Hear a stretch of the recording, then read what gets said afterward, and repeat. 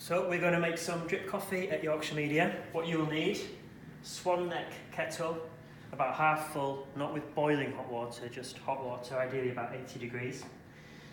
For drip coffee, you're best off using a single origin coffee, and ideally one that you've ground fairly recently. The grind doesn't want to be as fine as an espresso grind, but not as loose as cafetiere, somewhere in the middle. You'll also need a V60 or something like it, and filter paper. So you can use Rombouts, or there's other brands as well. So first things first, you will especially need your scales. So load up your scales with an empty cup that ideally, as you can see here, these all have hot water in. The cup is hot. We turn the scales on and they are set to take into account the cup and also the filter and also filter paper. Pop that in there. And for a cup about this size, we'll be looking at roughly about 9 grams of coffee. Should be adequate. So it's 4, 8.3. You'll need 0.1 gram scales for coffee. So that's 9.2, so that'll be fine. If we just take that off, give it a little shake, level it out a bit. Now you can taste the scales again if you like.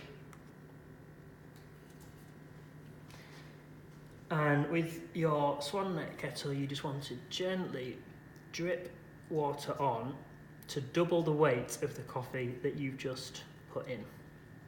So say you've got 9 grams in here, we're waiting for the scales to reach 18 grams. Now this is the magic number because coffee can hold double its weight in water, and no water will be dripping out of the V60 at this point. It'll just all be sitting in there, extracting the flavour, extracting the caffeine. And this is called, once we reach that point of about 18 grams in this case, there we go, this is now called the bloom.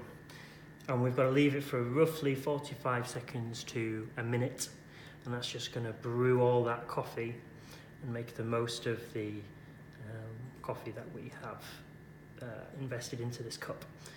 So today we're using an Ethiopian single origin coffee, and single origin is really where drip coffee comes into its own, because you can taste the qualities of that coffee really clearly. Also, if you're not into caffeine, drip coffee is one of the worst methods for brewing. You'll get the most caffeine out of it with the drip method. So you're best off, the least amount of caffeine will be an espresso, because it goes through nice and quick and doesn't have time to take all that caffeine with it.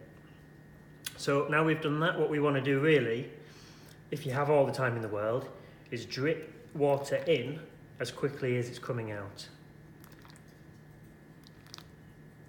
Now this is too quick, but if you've got all the time in the world, you want to be doing about this speed.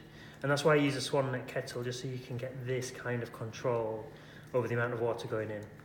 But if you don't have all the time in the world, you can just pour it in roughly to the amount of the cup, remembering that 1 gram of water is about 1 milliliter, and just let that trickle in. Wait for probably about a minute and a half, and you'll have a nice drip coffee.